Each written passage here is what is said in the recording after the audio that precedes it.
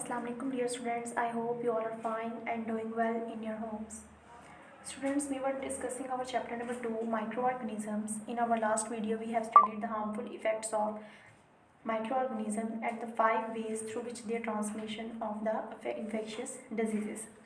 So in this video, we will discuss the useful roles of microorganisms in everyday life.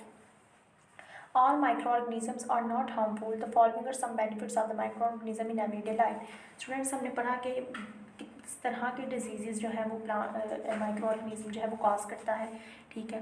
तो आज की जो video में हम लोग पढ़ेंगे कि वो किस तरह हमारे लिए फ़ायदेमंद है, बेनिफिशियल है, यूज़फुल है, ठीक है। तो first one is making food items, कि खाना बनाने में, खाने की प्रोडक्ट्स बनाने में, ठीक है, किस तरह माइक्रोऑर्गेनिज्म्स इंपॉर्टेंट है। So the first one is bacteria and yeast are used in making food items. Yeast are use to make bread and cheese while bacteria use to making yogurt, ठीक है। Bacteria किस लिए इस्तेमाल होता है? दही बनाने के लिए, और यीस्ट किस लिए यूज़ होता है? ब्रेड एंड चीज़ बनाने के लिए। Next one is cleaning of environment, कि किस तरह हम अपने एनवायरनमेंट को क्लीन रख सकते हैं माइक्रो ऑर्गेनिज्म की मदद से, वो स्टडी करेंगे।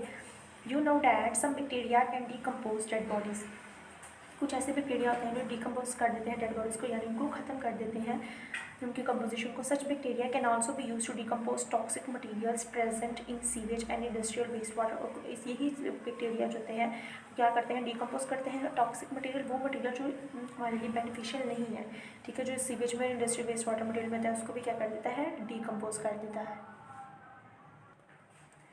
Next one is making medicines.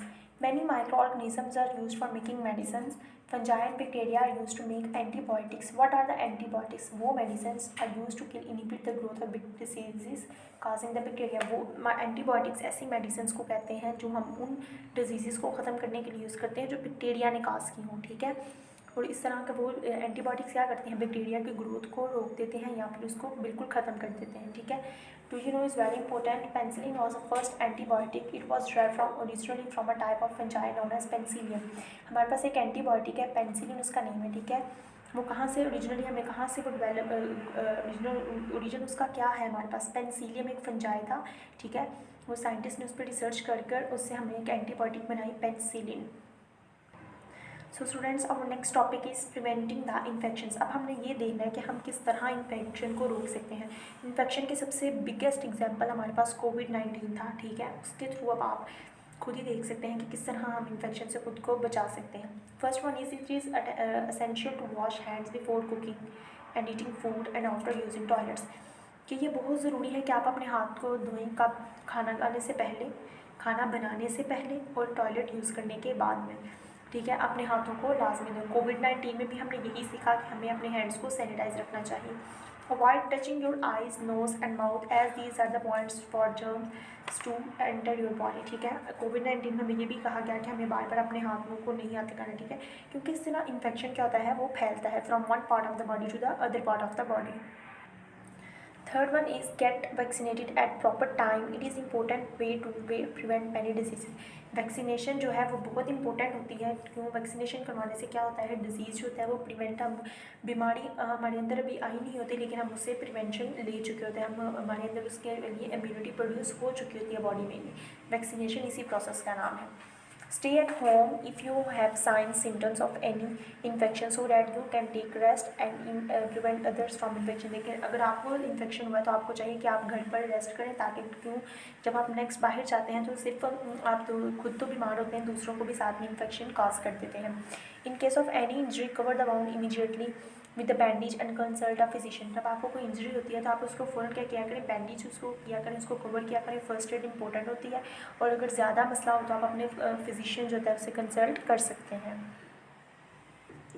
So yes students, now let's start our exercise of this chapter because it has ended. We have studied all the topics of this chapter. First one is question 1. Take the correct answer. Mushrooms belong to which group? Viruses, fungi, bacteria, protozoa. So answer is fungi.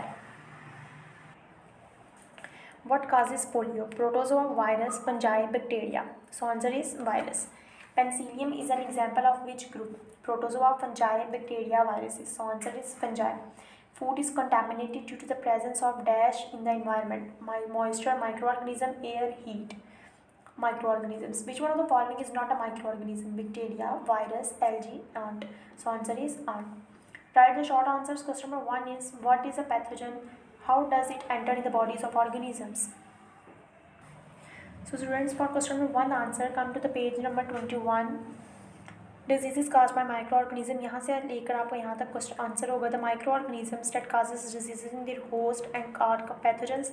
The diseases that occur due to them are called infections or infectious diseases. The infection diseases can spread quickly from one organism to the other. So question number 2, why are some bacteria and fungi called decomposers? During decomposition, bacteria and fungi break the organic molecules of the food and dead bodies into simple compounds. The organisms which do decomposition are called the decomposers. Okay, ये आपको question number 2 का answer हो गया. So next question is question number 3. Write the 2 benefits and 2 harmful effects of the bacteria. So students, on page number 19, few bacteria are harmful to organisms. They cause diseases in plants, animals and humans. For example, pneumonia, tuberculosis, diarrhea. A large number of bacteria are useful for humans. Some bacteria help in the digestion, absorption of food and in our small intestine. So next is question number 4. How does the microorganisms yeast work so often and rise the dough of the flour? So page number 23. Take flour in a pot, mix yeast, sugar and water in it and make a dough. Take some quantity of flour in another pot, mix only sugar in it and make a dough. Note the quantity of flour in both pots and leave them for an hour. After 1 hour, observe the quantity of the flour in both pots. Here comes our last question. How does a mosquito transmit a disease? कि किस तरह एक mosquito से हमें transmission हो सकती है किसी disease की. So its answer have been written on the page number 22. When a mosquito bites and sucks blood of a patient of a malaria or a dengue, it takes pathogens from the patient. When it bites a healthy person, it transmits those pathogens into him. मैंने आपको बहुत detail से बताया था जब हमने ये topic पढ़ा था कि जब एक मॉस्किटो बाइट करता है तो वो क्या करता है, जिस इंसान को उसने बाइट किया, ठीक है, कहने वो पेशेंट हो गया ना, उसने उसका ब्लड सक कर लिया. तो वही मॉस्किटो अब जब किसी और को बाइट करने जाएगा जिसको भी कुछ मतलब जो बिल्कुल हेल्दी पर्सन है, तो वो क्या करेगा, जो उसने उसके ब्लड सक किया था उसके अंदर क्या होंगे, ऐसे पार्टिकल्स होंगे, टॉक्सिक पार्टिकल्स होंगे जो हमारे लिए अच्छे नहीं होंगे. तो वो जब उसको बाइट करेगा एक हेल्दी पर्सन को, तो वो क्या कर देगा, उसमें पैथोजेंस को ट्रांसमिट कर देगा और वो इंसान भी बीमार हो जाएगा. So students, we have completed our chapter number 2, microorganisms. Inshallah, we will start our new chapter in our next video. Till then, take care. Allah Hafiz.